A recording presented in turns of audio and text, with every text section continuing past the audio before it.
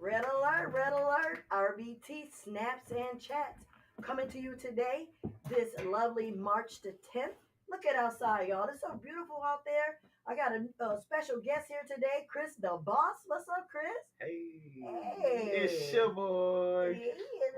He up in here chilling with me today. I having a pleasure to get the chance to know this young man and talk with him and get some Q&A going on. He may have some questions for me. You may have some questions for him.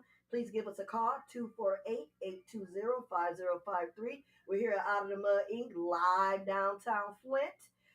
George F. Grundy II and James Mayfield, the greatest Mayfield, putting it on for the city, just like the rest of us out here. We're getting it out of the mud, y'all. The last few times I didn't do my normal, which is I usually do a poem because I'm an author and a poet and a writer.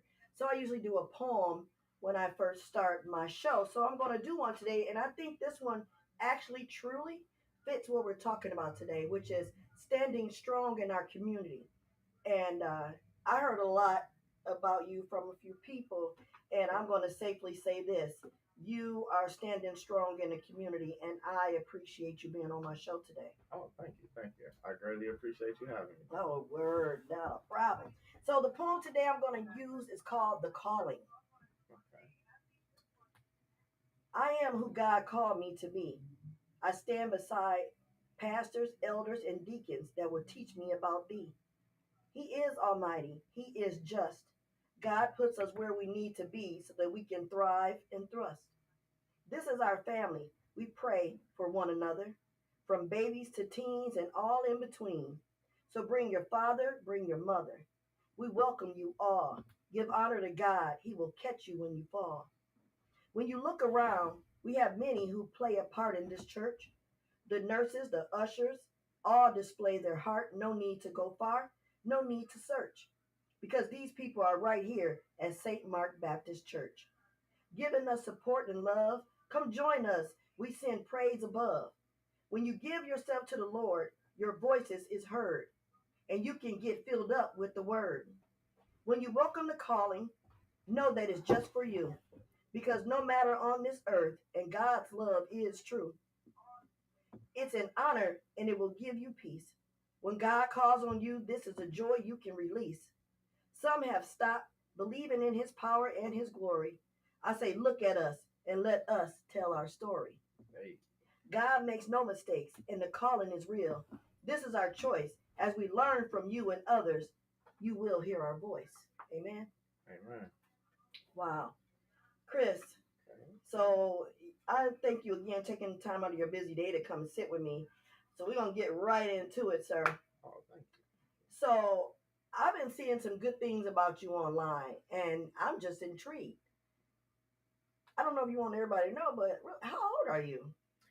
I am 36 years young. All right, Yes, 36 years young. Yes, I just turned 36 February 19th. This past February 19th. That's my nephew's birthday, and actually mine's April 19th. So hey. Okay. And so you've been doing a lot for the city of Flint, right? Yes. For a very long time, I hear. Yeah, I'll be trying. That's all right. Trying is good because I mean you're doing. If you're doing, that means people are receiving. Because you're not going to keep doing something people not receiving, right? That's true. All right. How old were you when you started doing stuff? About I first got involved in the community, first musically. Okay. At 16 years old. At 16 years of age, I started performing. That's when I started taking my music more serious. And then that led to me promoting and helping with parties, and which eventually led to it seemed like music started everything off for me. Okay. And then music also led to so many other doors of opportunities being open. That's because you applied yourself to the calling. Yeah. What I just was talking about. Exactly. The calling will have doors open for you. Yeah. And a lot of people don't see that. And it ain't got to be spiritual. But as long as you give yourself, you put your best foot forward and give yourself the benefit of the doubt, you can make it. I mean, to all you young folks out there, you just heard him said he was 16.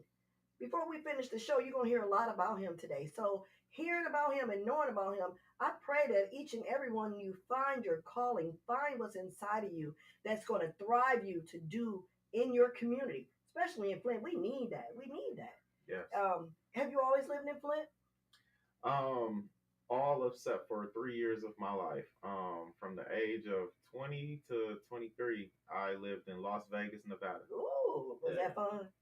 Was it hot? It was hot. It was hot. It was all the above. Fun, hot, stressful, depressing. Okay. And, learning experience. It was definitely a learning experience. I went out there thinking I knew and could handle more than what I was set out for. I had to learn a lot more. You're a man enough to admit it. So if you're a man enough to admit it, that means you can see what you did and what you need to do. Yeah, right. I had to really pay attention to like my flaws and like start to work on things. Mm-hmm. And I think that was when I really started to take my health and life in general more serious. Okay. It was my 3 years in Vegas, going out there. I come from Flint. I made it out of Flint. All the stuff I come from, I can make it anywhere. Out the mud. That's what we say. For real, I came out there with out of the mud mentality. Okay. I went out to Vegas like I can figure it out. I don't care who I don't know. I'm a people person. There we go. And you see how everything flows. Like it's tears to everything. Yes, it is. So my word is every level is a devil. Yes. Yes. Those tears. I like that. That's what I like that. All right. That's nice right there. I'll let you use it. Yeah. Hey, because I'm thinking like I want to use that. Use my word. You saw it in my eyes. Yeah, I'm reading you right now. That's what I do. My little aura got me going. So yeah. I like that. But every level is definitely a devil there. Mm-hmm. It's like a video game. You know, video game, every level you got a new challenge. Mm-hmm. It's a new challenge. See, I like how you put it that way. That still is in tune with what I'm saying, but I like that. Yeah, that's for the young listeners right there. Video game. Yeah. Pay attention, y'all. Yeah. Every level you gotta beat something. Yeah, because I've never been a quitter. Like no matter how tough things get, I'm always looking for ways to like push through or find a solution to it. And so I was just inspired to keep figuring out life and not letting anything beat me down. The most I've been beat down by life is just like having health issues. Okay. That I never could really understand. So that's why, like, especially living out in Vegas, thinking my health was like good to go for like whatever I wanted to pursue. And then my health got worse and found out like some of the surgeries I had before moving to Vegas didn't so help me like I thought it did. So I had to take my health seriously in order to take like moving in the fields, in the lanes I'm moving in now, being able to like be more consistent and take these things seriously. I have to take my health seriously first. I think everybody needs to realize that your health does come first. I spoke a couple shows ago how I was the only medicine I was taking was blood pressure medicine, and I can recall my grandmother always saying, "These doctors trying to kill me. They keep giving me this medicine for this to get rid of this, and that's causing this, and I gotta take." So she basically weaned her own self off of it. Yeah. And nothing really happened to her. They tried to scare her, told her she was a diabetic, all these things. So I got smart. I stopped drinking. I changed the way I eat, and I just stopped taking them blood pressure pills. And I am 8 months of no blood pressure pills. I have not had any problems. My doctor was like, "Oh no, you can hurt your lungs and your kidneys and your heart." And I said, "Well, how long does it take for that to affect when you stop taking them?" About 45 days. I said, "Dude, I'm about 6 months in." And he was like, "Well, let me consult with my colleague." So he went to talk to them, and he came back to me and tried to force me to take this medicine. And we got in an argument. I said, "I'm not putting that in my body." And I was like, "So what do you want to do?" He said, "I want to put you back on it to wean you off of it." I said, "So you trying to send me in a cardiac arrest? You want to put me on pills that I haven't taken in 6 months, right?" So I'm not taking them. He prescribed them. I still didn't take them. Why do they get upset when we tell them no? Because we cut into their profit. We cut into their profit. Yeah, they're the biggest drug dealers, and they really and they're pharmaceutical drug dealers. Yeah, because I just got into an argument with a new doctor. I've never argued with a doctor before. Stand strong. Yeah, in the community about what you feel right about yourself. All right, we got a call in. Go ahead, caller. Hey, Big Toe. Oops. I put yours on. Here. Yes, sir. How are you? Hey, I'm doing good. Terry, I just wanted to comment on, I do think black people in our community need to take my health way more serious before you get sick. Because a lot of people don't take their health serious until it's too late. So I think making our health and things like that center point, and you talked about that. That's a real good thing, and I applaud you for that. All right. Well, thank you very much, caller. Cousin. Anyway, just appreciate that because it really is a serious thing in our community, not just in Flint. It's everywhere. Everywhere that any if you're American, you're a human, you need to take care of your health inside of you first. Because guess what? Everything that you were born with inside of your body was healthy when you got it. We damage our own insides. You know, Yes. God gave us all the ingredients to cook a great concoction. And what Yeah. do? We mess up our own stew. Yep. And you know, and I'm not saying that nobody's right or wrong for what they do or whatever their vice is that they want. I'm fine with that. But stay intact what's wrong with you. Don't let the doctors tell you what's wrong with you. What you have to tell them how you feel in order for them to prescribe you anything. So if you're going there and telling them you're having a headache, you better be thinking about what you did to get the headache. Were you stressing out about something? Did you eat something that may not work well with the medicine they already got you on? Yes. You got to really start paying attention to stuff like that. Exactly. I had to start doing that for years, for many, many, many years. I would run to like some Excedrin or some type of headache relief anytime I had headaches, migraines. I haven't taken any headache relief, Excedrin, and it's probably been almost 2 years. I will start asking myself those type of questions. Chris, have you eaten today? Amen. Chris, See? how much sleep did you get? Are you drinking too much caffeine? Yeah, like what are you doing with your body? Like it's a reason why you're starting to feel like this right now. Like what am I doing differently? What am I not doing enough of? You know, like what is my body missing right now? It's like instead of running to take a pill, I would just like I would go if nothing needs to be done right now, like with work or my nieces or nephews or something, like I'm gonna go take a nap. Oh, no, I'm just that's gonna tell. Let me reset. I never used to rest. I never used to take a nap. No, let's keep going. My cousin made me start.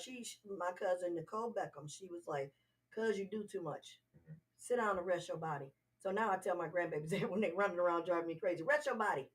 Because sometimes you really need a reset. You need to unplug and reset. Just like our phones. Don't get me started on the phone. My cousin always tell me he ain't a slave to his phone. Yeah, it's only on 100% for so long. You gotta recharge it. Yeah, you gotta recharge. Mine's always low. Every time I come here, I'm less than 40%. And somebody was like, my other co-host, he says, "You know what that says about you, right?" I said, "No, and I don't want to know." I don't know.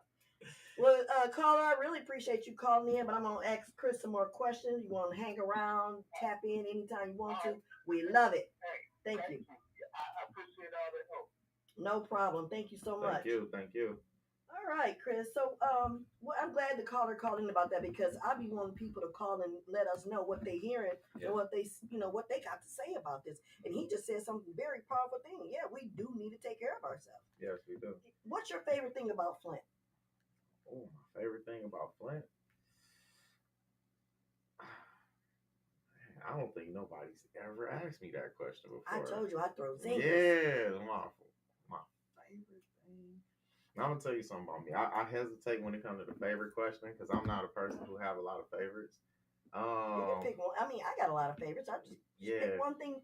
Okay, I like so many things. What's the one thing that you like about Flint a lot? Well, I think still kind of answering the first question. Kind of like the title of the show. Like everybody from Flint has that out of the mud, like you gotta get it. Amen. No, like by any means mentality.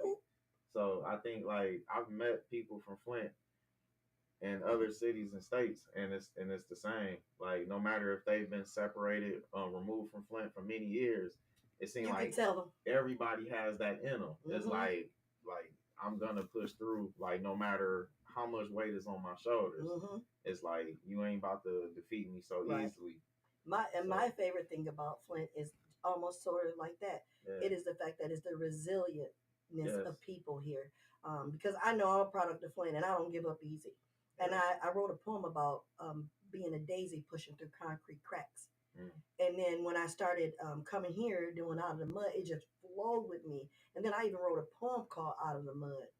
And I think about a lot of things as a kid growing up.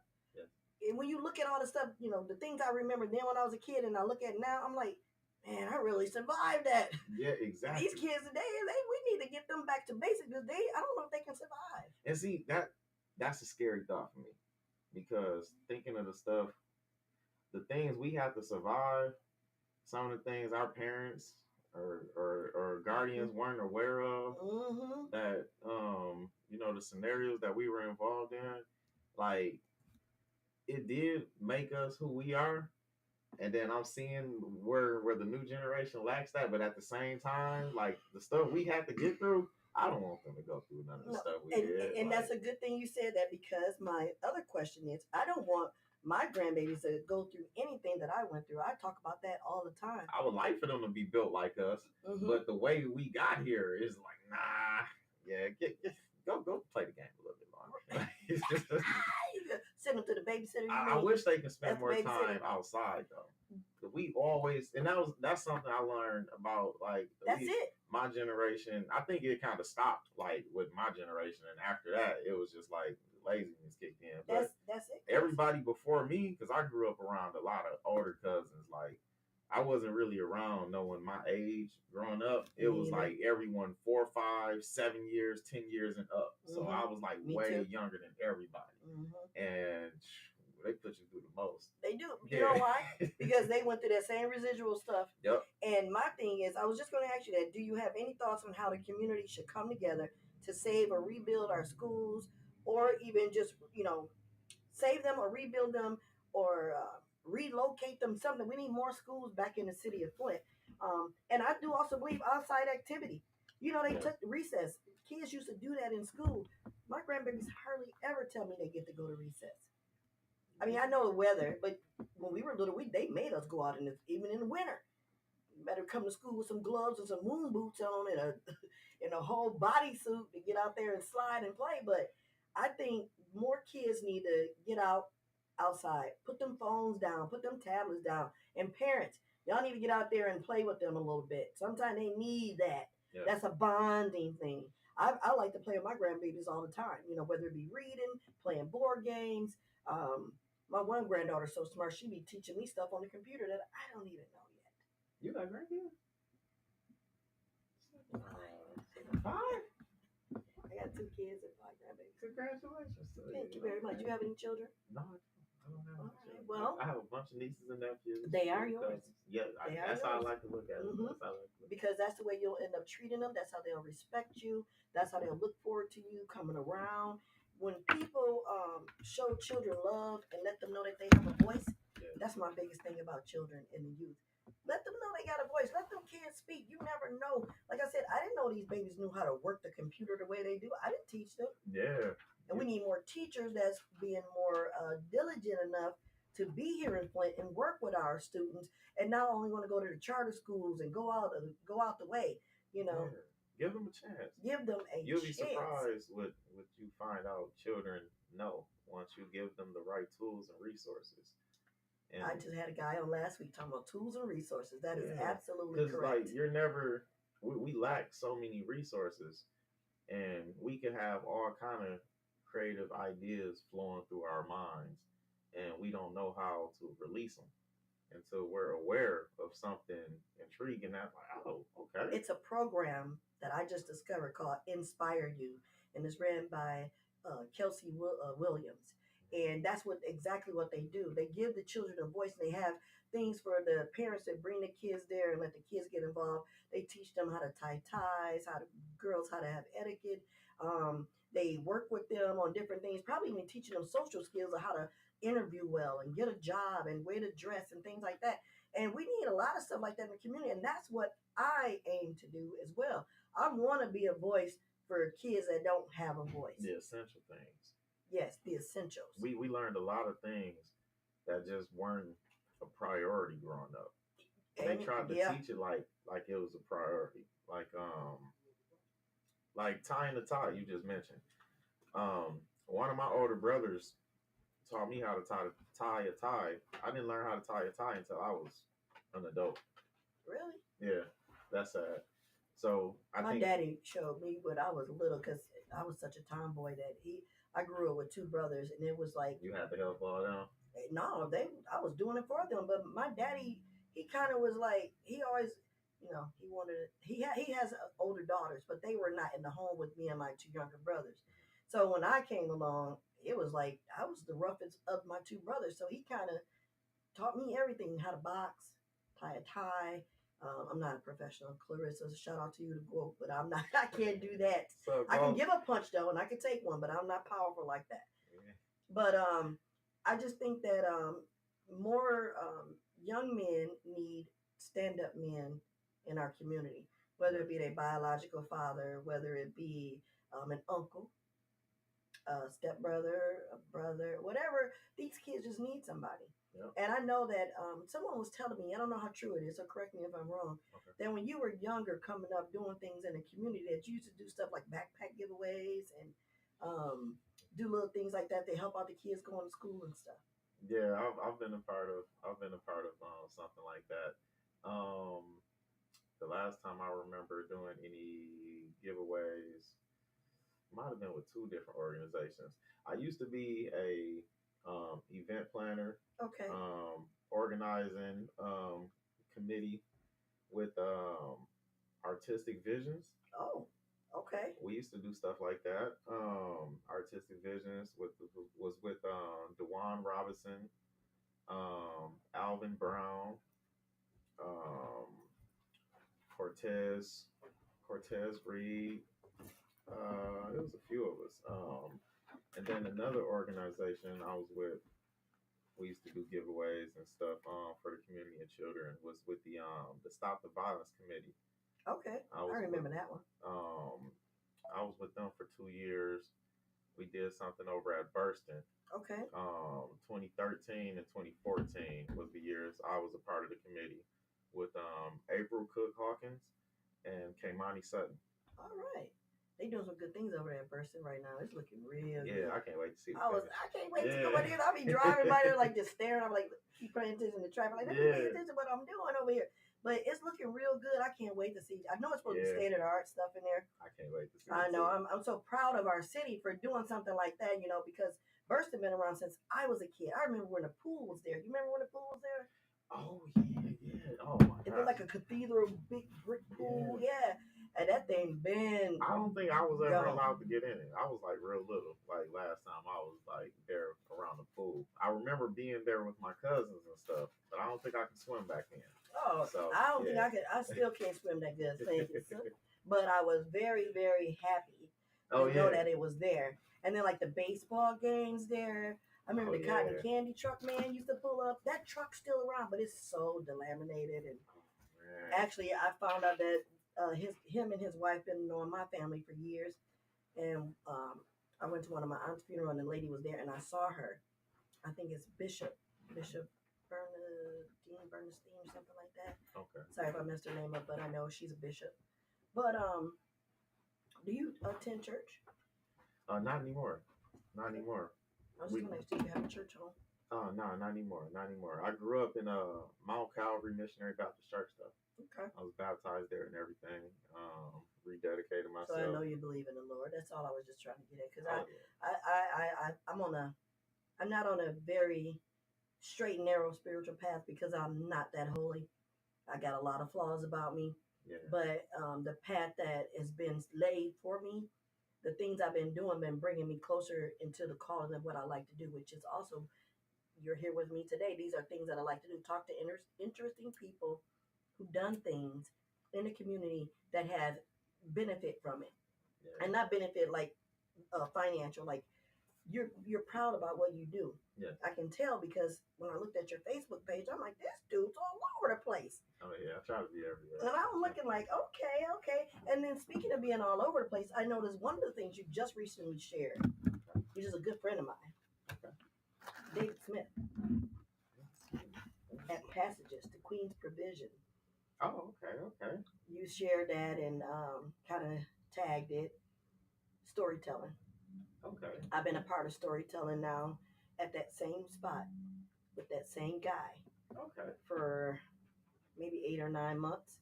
And they had the workshop this past Saturday. Yeah. And unfortunately, I wasn't able to make it. I was supposed to be there. And I saw that beautiful picture. Shout out to you, David. Sorry I missed it.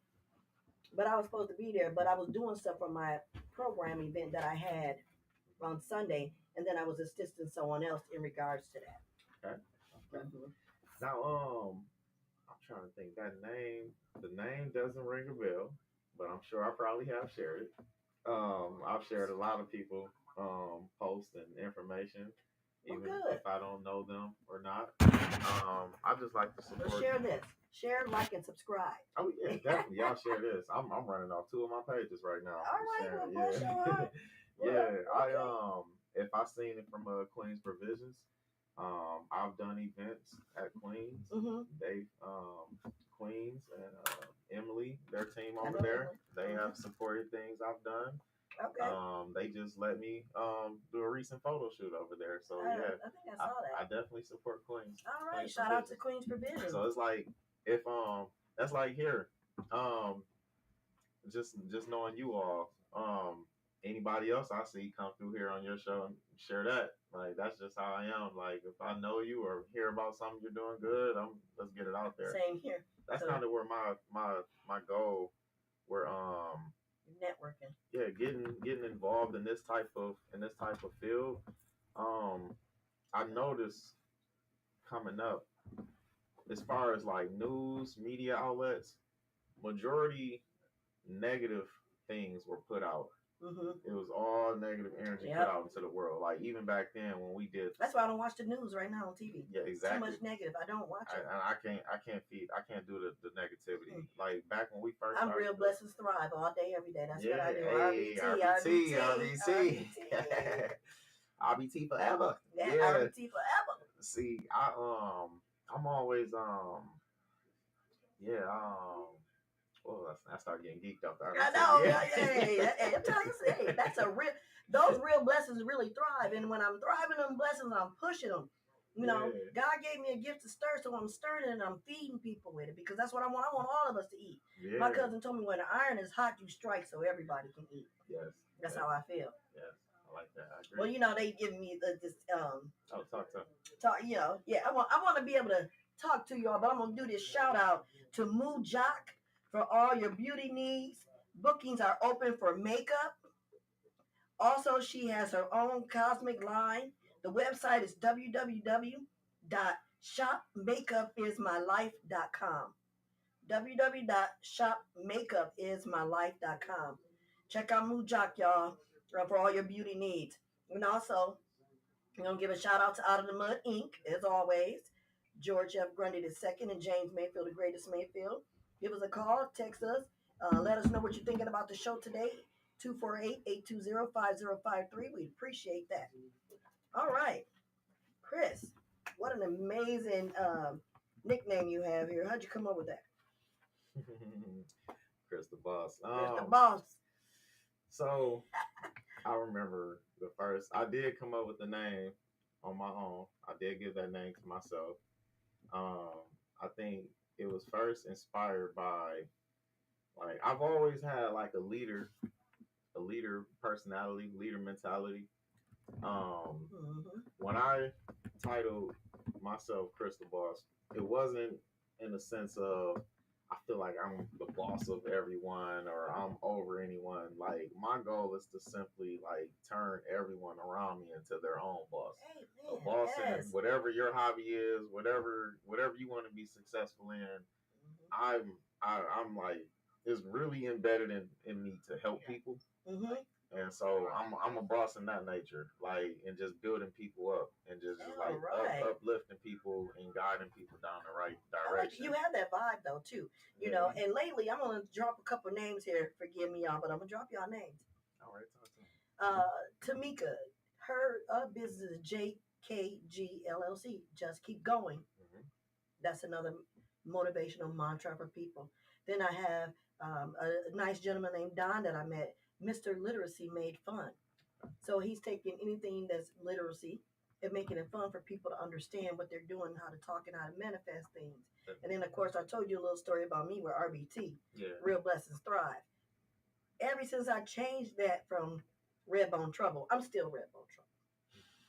That's still my nickname. Been my nickname since I was a kid. Been Red, you know. Anyway, all right, little troublemaker. I ain't got my charm on, but I got a charm that says troublemaker, but I can hide. Yeah. But anyway, Real Blessings Thrive. So I love the RBT thing. I'm good. I like nicknames.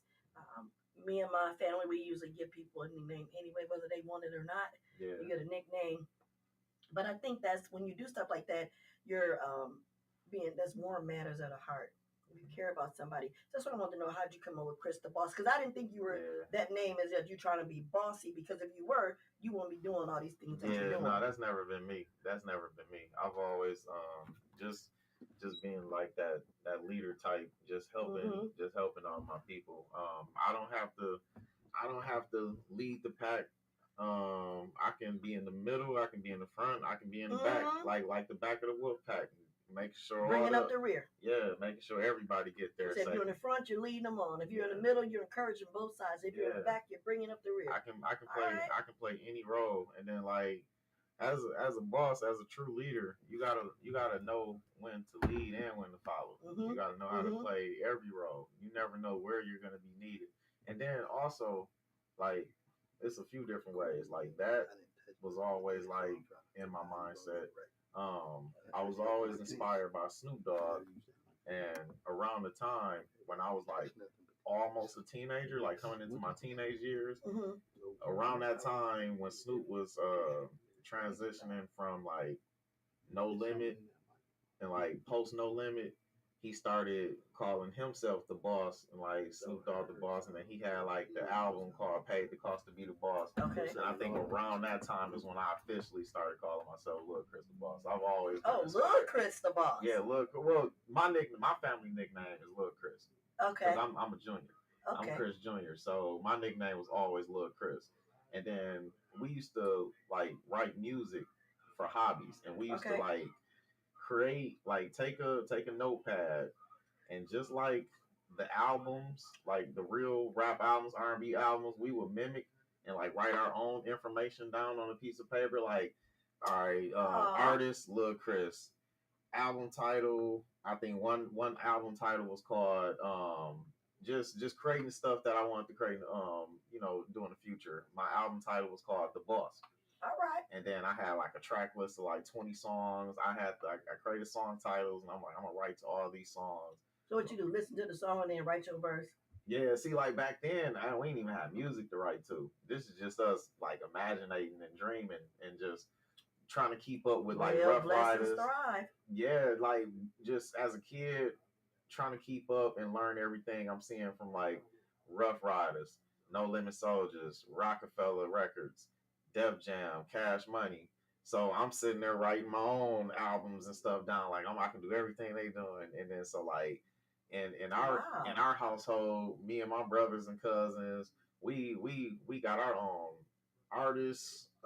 We got producers, CEOs, and everything. I did it up. So like we just creating all this stuff, and then that's when I first started. When I first called myself Lil Chris the Boss, because that was like a future album title of mine, Lil Chris, the album The Boss. And then like I think Snoop Dogg dropped the Paid the Cost to Be the Boss. I started saying it more, and then like I would tie Lil Chris the Boss, Lil Chris the Boss, and I'm like, I think I'm gonna just go by that, like Lil Chris the Boss, instead of just Lil Chris. I needed something more. And you did it well. Because and then back then too, the artist Ludacris was new. Yeah. Ludacris debuted around like 2000, I think, and I was 11 years of age. And so every time I would say, when people like, Chris, what's your rap name? I'm Lil Chris. A lot of people, Ludacris. Ludacris. So I'm like, no, it's Ludacris. Like, so I needed to add something else on. I'm like, I'm gonna throw the boss on there. So like, it differentiate it, a little bit better because every time, like even out in Vegas, I just Ludacris, like Ludacris, like no, Chris the boss, man. So like, I think all right, E Baller from Baller Team. He's a promoter, famous promoter from Flint. Yeah. I don't know him. I don't hear myself anymore. Okay, there we go. E Baller, I was performing and doing parties with Baller Team through Club What's Next, Times Square, and stuff like that. Okay. Club Chrome. Back, this is before I moved to Vegas, so about 19 years, 20 years of age. It was like a big party. I did a big show, and then E Baller told me like, hey, we not calling you Lil no more, man. We dropping the Lil. Like, I don't care where you at. Stop telling people you Lil Chris. It's Chris the boss, man. Like you move like way mature, like to be keeping that Lil attached to you. Well, see what I just said a minute ago. We need the young men out here to help bring up the other young men, and by him doing that, he set the precedent for you to walk in your own calling, to do what you do as a grown man, as Chris. Yeah. Not baby Chris. Yeah. Yeah, E Baller was the one who he told me drop the love, like before you leave Flint anywhere, you no more Lil Chris. Chris the boss. All right. It's like we don't know you because of your daddy out here telling people, hey, this is my son. We know you because you made a name for yourself. Exactly. Like, so that's good though. So you continue walking in your calling, because that's what I do.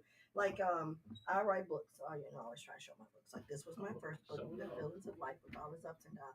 I was really young when I first wrote this book, so that's the maturity. I mean, it's there. The book is there. It's a good book. The next one I wrote, Faith Through Poetry, God's Will. So this is what I wrote. You sure can. And then this one is my most recent one, right here. And this one's called Letters to My Lord, Who Am I? And my third one is Recipes for Salvation, Satisfying Your Hunger for the Lord. And I'm working on a book cover for that, and I still have to finished up the last few poems in there, and I'll be done with that. And my lovely publicist will just be happy-go-lucky with the fingers. How was it choosing the picture to represent your book? Well, I'm picky. Like I would have had to have somebody else choose for me. I would have been all day trying to choose the right picture. My publicist chose this one here. I gave her an idea what I wanted. My favorite color is red, but I didn't want it to be red. I wanted it to be a version of it. She came with that, and I loved it. Okay. This one, which was the first one, I did that one. Let me hold that one up. That one, I figure I was young, I was married, I had 2 children, I was going through life storms, and as this storm was consuming my life, there's a volume 2 to that where the book is green with green leaves and grass and no lightning strikes and all that good stuff. So, okay. And then this one, I was just in my Aries moment one day, and I took a selfie. And I was going to get ready to delete it, and my son looked over my shoulder. He said, "Ma, when did you take that picture?" I said, "Just now, I'm going to delete." He said, "Wait." He looked at it, he blew it up, he cropped it. He said, "No, use this picture, Ma, for whatever you do, don't get rid of it." Yeah. And then when I was the book, Letters to My Lord, Who Am I? I know who I am, but it's hard to know when life dumps so much on you, and you got to think a lot. And like I said, we're residual. We're trying to come up out these cracks in the mud, trying to figure out what to do with life. And I wanted to know, okay, God, you got a message for me to give to the people. You got something on me. You got me stirring my gift. Who am I? Yeah. Who am I? So then I thought about it. So then at the end of this book, there is blank pages left on purpose for people can write letters to the Lord for themselves. So it's basically poems and stories, all true. This is poems and stories, all true. That's all poems. Tell me that last part. You said which led to the question you asked the Lord, who am I? What led to that question? Well, I was trying to figure out why do I have these gifts? Why am I stirring these gifts to teach people and give this to the people? And I don't really know a lot on my own. I don't know everything about the Bible. I don't know everything of what the callings mean. I don't know this. All I know is that I need to be a good person, and I feel better about myself being a good person. So as I'm learning, I wanted to find out, who am I, God? Who am I? Am I Joan of Arc? Am I a prophet? Was I here before? Who am I? Because I know my name. Yeah. I know what I was given a name. I know that I learned how to walk. I know that I know how to pay my bills. I know that I took care of my kids. I know all these things, but I really don't know what I'm here for. Yeah. So I'm learning that as I go. So as I learn the message, I try to deliver. And speaking of deliver, we're going to deliver this shout out to Mujak for all your beauty needs. Bookings are open for makeup also. She has her own cosmetic line. The website is www.shopmakeupismylife.com. So check her out on that www.shopmakeupismylife.com. I want to make sure I get that right for her. We're coming to you today from Out of the Mud Inc. Downtown Flint. Y'all see that city behind me? Look at that beautiful skyline. It's just lovely. It's better than a newscasting with the beautiful background. Channel 12 be trying to put that in there. No dang on well they over there on the Pier Road or somewhere in downtown Flint. Anyway. I used to think that when I was little, like, that's Flint? Like, come on now. Yeah, show the real deal. Right. See, Out of the Mud Inc. showing the real deal of what's going on. Out of the Mud Inc. Shout out to James Mayfield, the greatest Mayfield, and George F. Grundy the second. Hey, y'all need to get out. Tune into this podcast. Give us a call, 248-820-5053. Let us know what you're thinking about out there today. Now, I got Chris the boss up in here. Is it Mujak or MUA? MUA. MUA Jock. I'm sorry. I didn't say Mujak. Yeah. Oh, it's MUA. I'm so sorry. I'm like, let me say that real quick. MUA Jock. I think MUA Jock. Thank you. I know a few MUAs, and I think they all say each letter. MUA. Oh, really? See, makeup artist. What does it mean? Makeup artist. That's basically makeup artist. Oh, yeah. Makeup. Oh, MUA makeup artist. Yeah. All right. Oh, let me try that one more time, y'all. Please forgive me. Shout out to MUA Jock for all your beauty needs. Bookings are open for makeup. Also, she has her own cosmetic line. The website is www.shopmakeupismylife.com. Hey, there we go. RBT snapped in the chat. That's what I'm talking about. Well, Chris, I got some more questions for you. I hope you got time to answer a couple more for me, please. All right, say something. What you say? Where did you attend school at? What school did you attend to here in Flint? All the way up or high school? Let's start with middle school. Elementary. Well, elementary. Okay, work it up. See what kind of Flint you from? Oh, I am a Dork Tiger. Okay. Fifth Ward, Dork Tigers. Yes. Pre-K all the way to 5th grade. Okay. I only left for a short term and came right back. I left to start 3rd grade, but I still end up finishing 3rd grade at Dork. I started 3rd grade at Westwood Heights, and then only like 2-3 months in, I was right back at Dork. So yeah, I spent all elementary at Dork, right over there in the 5th Ward, Flint, Michigan. All right. Learn how to ride my bike over there, everything. Okay. Shoot. Middle school? We was hustling over there. That's why I learned how to get money. Like 8 years old, going around raking people's yards, shoveling snow, selling yo-yos. Residual. Yeah, we used to sell yo-yos. And remember, yo-yos used to be a fad back in the day. Yeah, everybody wanted to. They could walk it like a dog and do all the swinging and basket. And we had notes with like all the tricks people would learn, and so like we would like find a way to build yo-yos. We would go over to the the Dadu Market right there on Patterson and Saginaw. Mm-hmm. That yellow store. We would go over there, buy up all the cheap yo-yos, and then like take them apart, rebuild them, put like certain sleepers and certain strings and certain ones. And stuff in there too. Yeah, because we knew like certain sleepers, they could create ways to do tricks. You need your yo-yo to sleep for a long time, like, because then the normal yo-yos, the generic, they throw them down, they come right back up. So you need to learn about it. Elementary days. Middle school started off at Whittier. Me too. All right now. Okay. And then that didn't work out. That's where I wanted to go. Okay. But I used to little troublemaker. Okay. I was getting into too many. Like me. Yeah, I was getting into too many fights. I was like always in a fight, and then if it wasn't if I wasn't fighting a classmate, like I didn't hesitate to fight adults either. Like I fought some teachers, and I didn't do that. yeah, like me, I've always stood on like business as far as like no matter who you are, if you're wrong, you're wrong.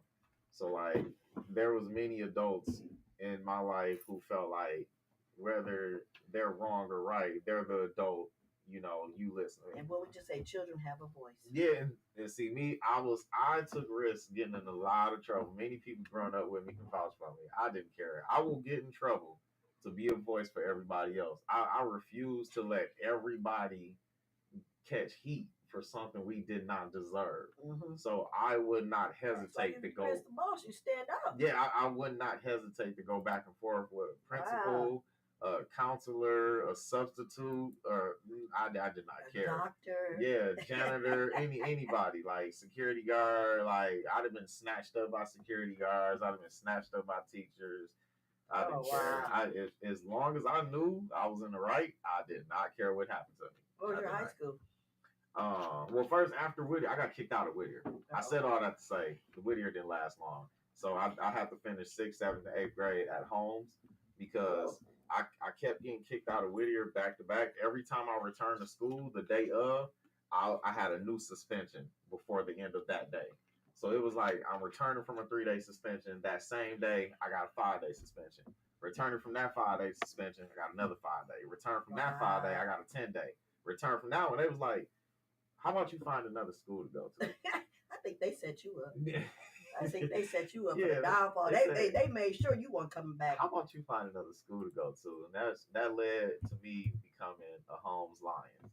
And one of the best things that happened to me. And I was nervous about going to Holmes. I heard so many bad things about going to Holmes.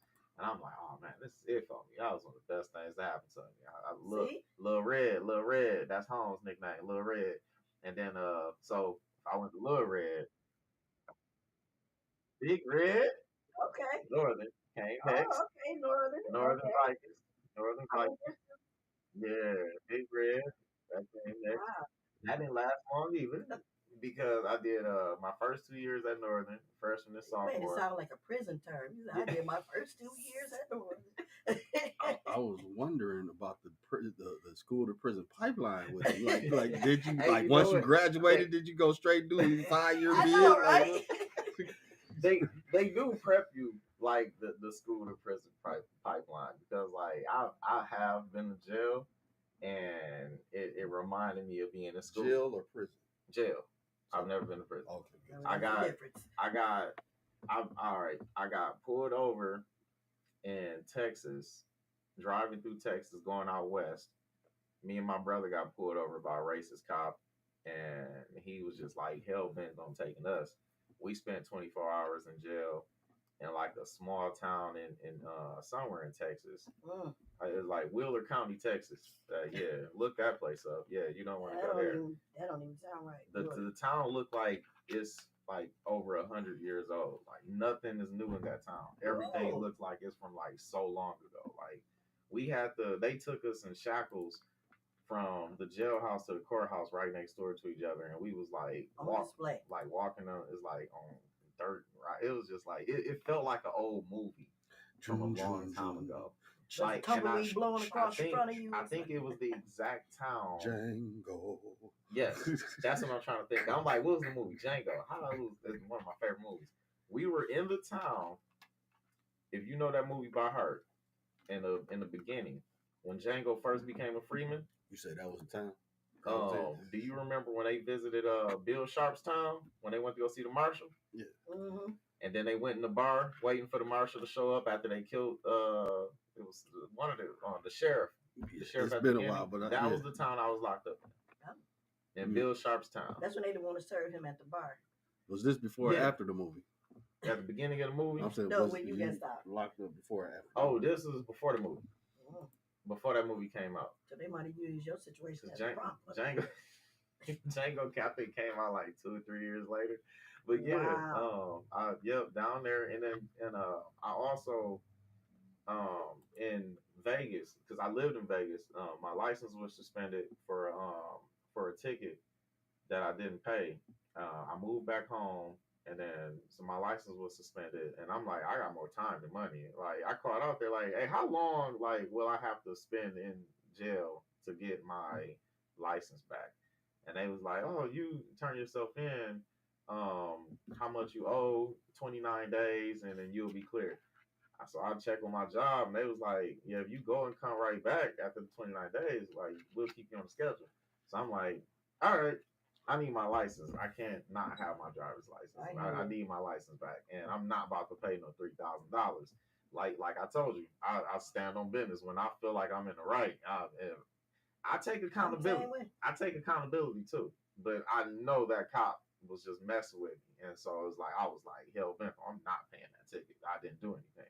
If I did something, I'd pay for it. But I wasn't paying $3,000 for something I didn't do. So I turned myself in. I'm like, I got more time than money. If I get that $3,000, that's gonna be for me.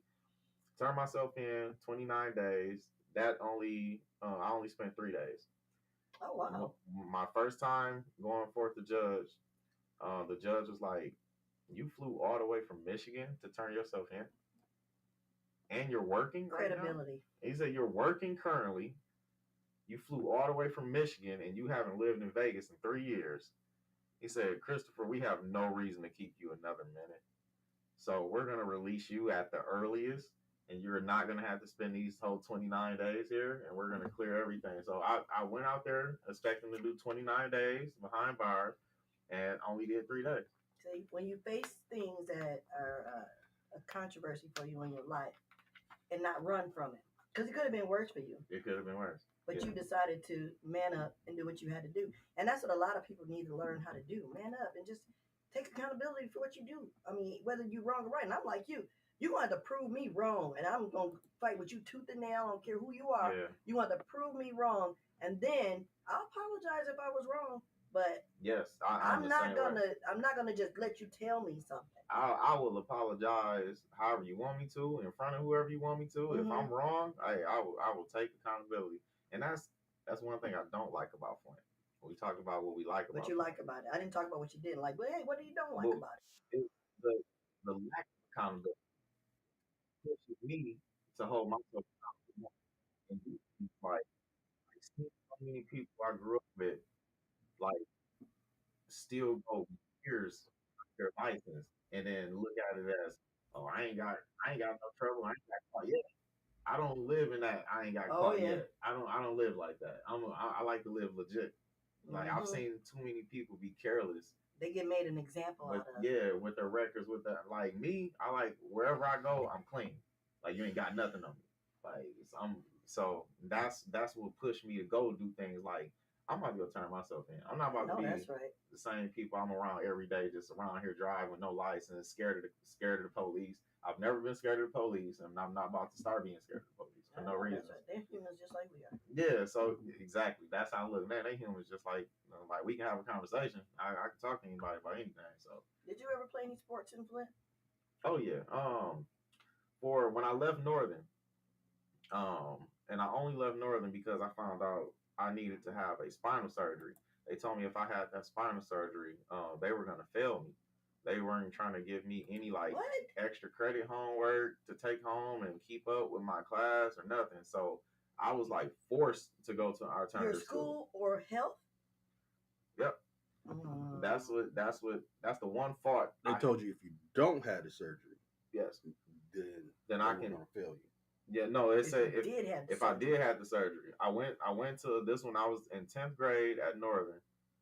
Before I agreed to have the surgery, I talked to the counselors, everybody I need to talk to, and I asked if I can go have the surgery, if I can get some homework sent home or a tutor or something, so I can keep up and graduate on time.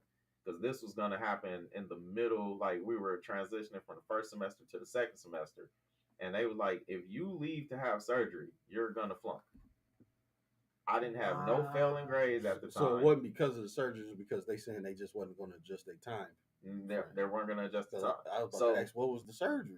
I had spinal surgery. Yeah, I mean, so spinal surgery, I was going to miss like the entire second semester. So you was for like scoliosis? Yep. Was it, okay. Yep. Oh yeah, I didn't say that. So I found out I was born with scoliosis. but we found out late. I didn't find out. I was living with scoliosis until I was 13 years of age, and by that time, I have been complaining about back pain like my whole life. But I was always told from like everybody, like, You're too young to have back problems. exactly, I'm too young to have back problems. I don't know what pain is. You never worked or paid a bill in your life. So, and see, adults sometimes we can be cruel. That's why I said we gotta listen to these kids. you gotta sometimes. listen to them kids. That's more reason I'm always like today I'm hands on like with the youth. I'm always all ears, try to pay attention to them as much as possible because like I'm a prime example of like somebody who was always ignored, and then I always have to get the butt end of the stick of it. So I'm all ears to anybody who may need to vent or something's wrong. Like even if you think something may not be serious, listen, look into it anyway. Exactly. Like you never know. Like I could have had like so many different things. Like spinal surgeries led to so many more health issues. I can only imagine. Thinking, all right, if I get my spine straightened, it's gonna prevent a lot of other things. That's what I was told. And then that was the scary part. They're like, yeah, oh, because when we found out, when we actually went and got me checked up and found out I actually had scoliosis, that was the first time I seen that my spine wasn't straight. I didn't know anybody's spine could curve. I thought everybody's spine was straight line up and down. Had that as well. And then first time I took X-rays, my spine was the perfect letter S, and I didn't even think that was real. They was like, "No, this is your spine." I'm like, "Wow!" So they was like, "Yeah, we gotta put 2 titanium rods in your back from top to bottom, like just at the top of my neck, all the way down to like just above my butt, like your whole spine." I had 2 titanium rods and a pair of screws going all the way down to keep those rods. Ooh. The older, being that I was a teenager, agreeing to the surgery, the older I get, the taller I get, and my spine should straighten out in between the rods. Very painful, and it's a one-time surgery. I agreed to that surgery, and then that's when Flint Northern told me, if you leave school and miss that much school to have surgery, shame on you y'all. will fail. That is the only issue. That's why y'all not standing today and keep being burned. Yeah, that's the only issue I've ever had with Northern was the way they let me go. Because I'm like, wow, I dreamed of graduating from Northern High School just for them to tell me if I have spinal surgery, like you're gonna fail, and that is how I flunked.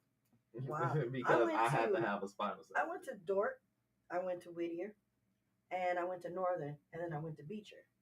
So I ended up coming out of Beecher. So I still considered myself a Viking buck, because I was a Viking for a long time. Then I ended up being a buck. That's where I graduated from. Yeah. But I'm just shocked and embarrassed by our school system to do that, because a lot of things going on in the school system that I don't always agree with. And I think that a lot of these parents that get kids in school, y'all need to start going back to these schools and visiting their classes. Sit down in there, talk to them teachers, get to know them, talk to the principals, figure things out, because it's kids being unheard, overlooked, and not paid attention to.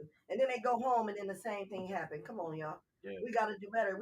That's what this show is about today. Standing strong in the community. Yeah. I want to stand strong in the community because I don't want to see my grandbabies fail.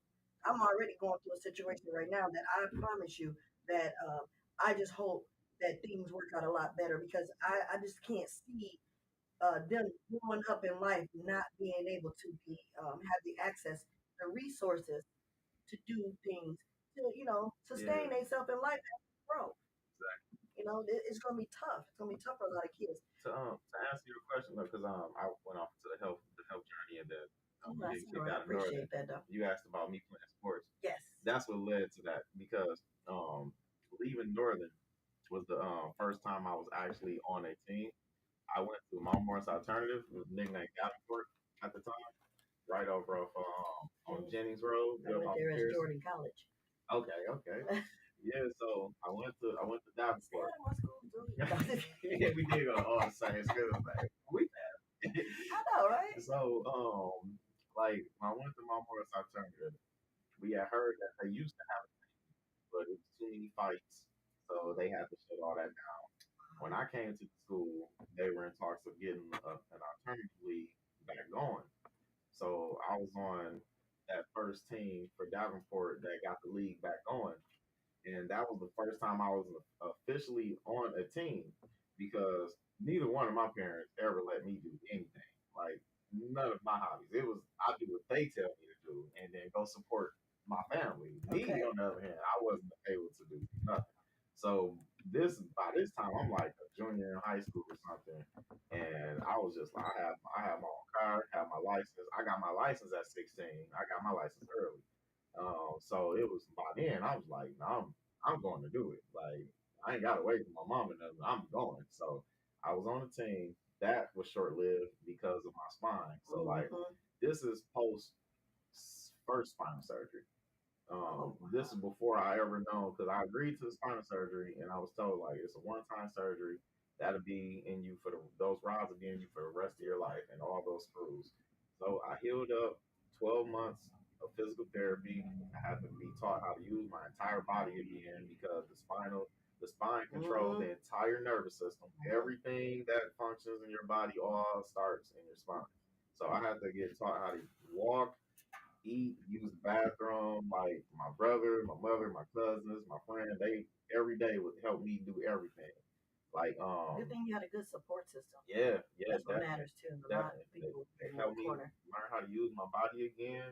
It got to the point I got on the basketball team, the basketball team for Davenport, and then I played and I made the team, played in our first 4 games, and then during one of our practices, me and me and my homeboy Daniel Scales, shout out to Daniel, man, we was running the play and we like collided with each other.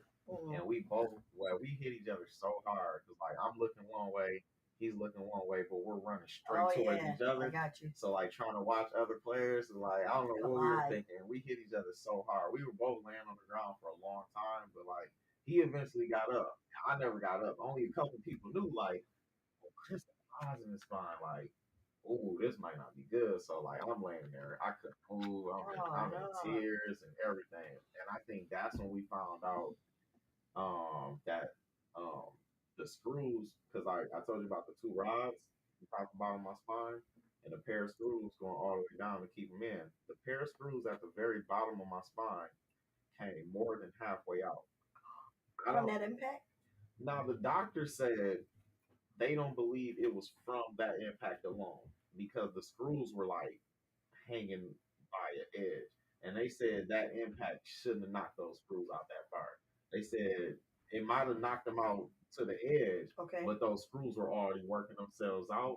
So they was like, since we couldn't figure out how it happened, they were like, it's safe if we just take everything. So a surgery I just agreed to have 2 years ago that was supposed to remain in my body for the rest of my Forever. life is now about to be removed. Everything, both rods, all screws. So 2 years after that surgery, by this time, because I had my 16th birthday in the hospital, Oh man. healed up from that. That's when I got my license and everything. And fast forward, I graduated from my Morris alternative, and I had to have a second spinal surgery. So I'm 18 years old. 3 days after walking the stage, I'm having a second spinal surgery. So now, fresh off of graduation, I can't walk again. And then Wow, you went through a that's when I lot. had to get taught how to walk with a cane. When I was 18 in Oh, the hospital, I got released from the hospital after they taught me how to walk with a cane, and then I had to go home and figure out how to do more than baby steps from there. oh Yeah, because wow. they release you from the hospital once you can take a baby step. If you can't Mm-hmm. take a baby step, you can't leave the hospital. So, and then That's I go tough. home and figure out how to walk from there. But that was the only time I was on the basketball team up until that. And then when I came back to school, I was like involved with everybody on the team, the staff, the players. I showed up first, left last. So like, You was just being very dedicated so to the it. coaches and all the players shot Chasing Chicken. Wally, who owns Chasing Chicken, he was on that basketball team with. He was our one of our star guards, and they all supported me still being on the team somehow. So like I got voted to like our next assistant coach, and so that's how I became an assistant coach for the first time Ah. while I was still in school. So I went from player to assistant coach of the team. They was like, well, shoot, Chris is always with us helping, So I stayed with the team. Get another foundation of how you've been moving around. Yep, I got to continue traveling with the team, doing everything with the team. I just couldn't play no more. So then I started trying to adjust to different things. So it's like, okay, you may not always be involved with it how you want it to be, but I'm still there somehow. Like same with music. Like I got in the door in Flint, doing things in Flint musically, but that turned into me being an event planner. Me promoting different You got things. something going on March 29th, I see, basketball showcase. Yeah, I see that on the website. So all these things that you've been through, that's leading you and guiding you, right? And you started doing all this at a young age, all the way to an adult, and you're still finding ways to help better yourself physically, mentally, health-wise, and better yourself in the community, and bringing up people in the community, and making sure the youth is being heard like that. Like I said, y'all check out Chris the Boss on his page. He got some good stuff going on. I've been paying attention to a lot of it here. I want to give one more shout out to MUA Jock for all your beauty needs. Bookings are open for makeup. Also, she has her own cosmetic line. The website is www.shopmakeupismylife.com. Check her out if you wear makeup. And again, coming to you from Out of the Mud Inc. down here in the beautiful city of Flint, downtown. 248-820-5053. That's the call-in number. And Chris, you've been wonderful just sitting here today chatting with you. I can just keep going and going because you got some stuff I want to know about. Maybe another time I might get a chance to come visit you on yours or come back again. What you think led to the title? Much to discuss. Much to discuss. So when you find somebody easy to talk to and everything genuine, authentic, it's much to discuss. You've been to every school that I ever went to. Yeah. I can't believe that's not likely hardly ever.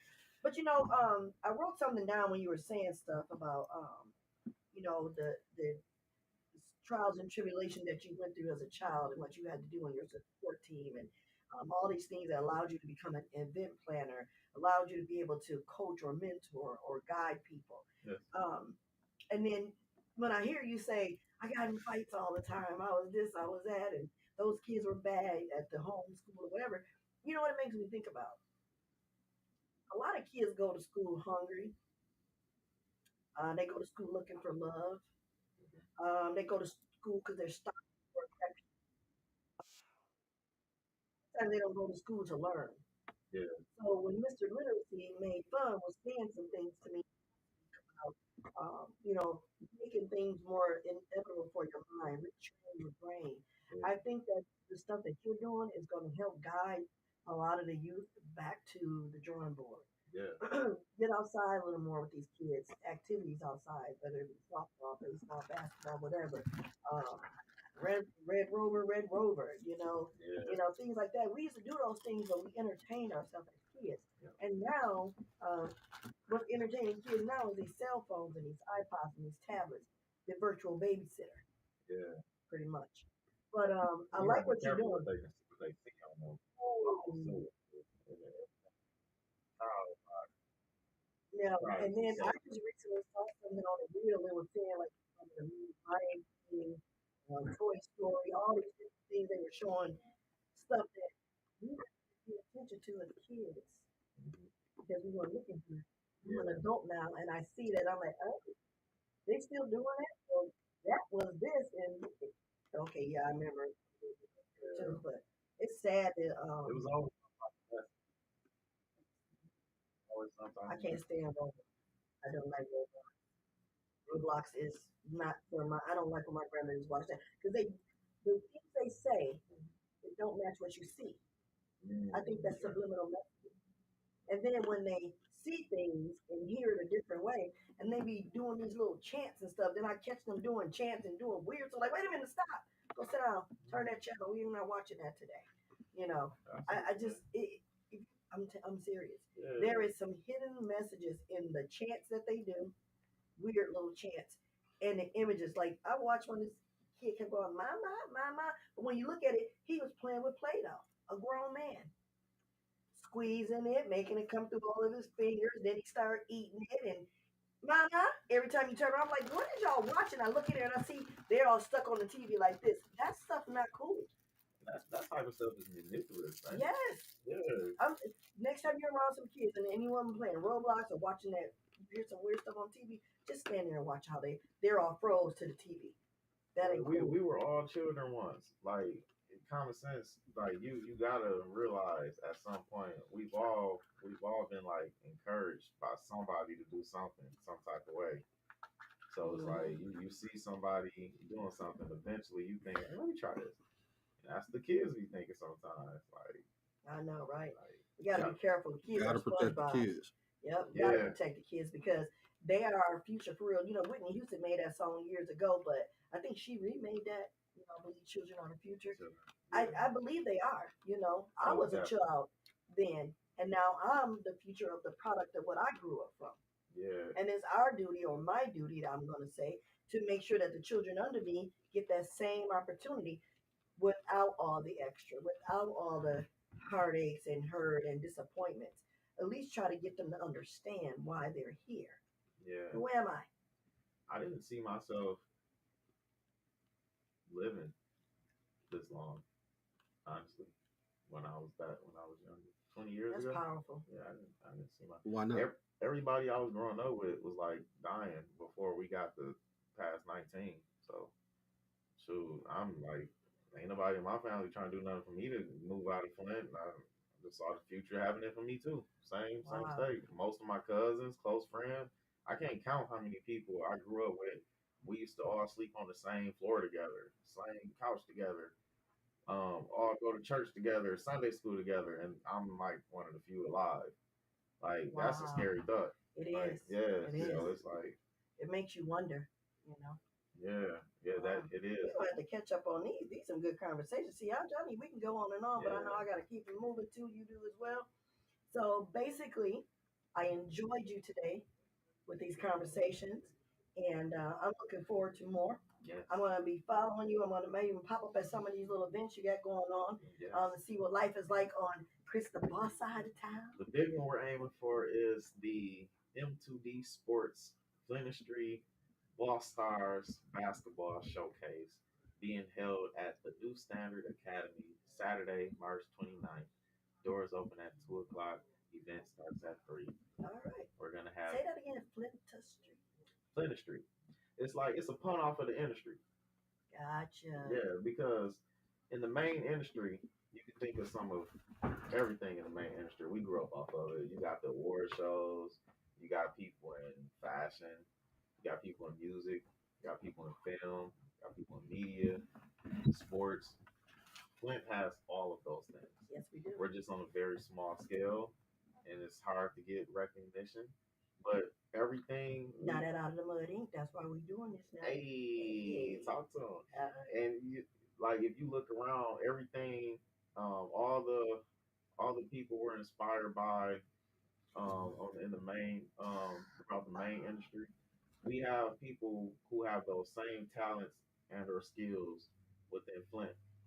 And it's a lot of us here. Small town, but it's a lot of us, and it's a lot of talent. So yes, it is. You know, let's start our own. It's the Flynistry. You know, I've seen a lot of people use that term, Flynistry. I'm gonna start using it. I like that. I just saw it on your I love it. On your page. I love it. I'm not sure. I know the first person I heard say it. Like I don't know if they were the first. I don't know who was the first to ever come up with that term. I know. I'm gonna tell you. Anytime you got a good idea, put it out there. I was sitting on the word Flynistry for years. Like in my notes, I got some like old notes when I was like, I'm gonna come up with the Flynistry and do something like some Flynistry. Mm-hmm. And never used it. Then I started seeing other people use it. That's why I use the names I'm telling. Sticking with. Yeah, you gotta stick. I started seeing other people use it. And I'm like, as big as that was, why didn't I come up with it first? Like I should have said it first. It's a fashion. Oh, I definitely started using it and been using it a lot. And I'm like, I don't care who did it first. I'm still using it. We all go use it. It's all of ours. We all from the Flynistry. That's right. We're here. Yeah, we're here. This is the Flynistry.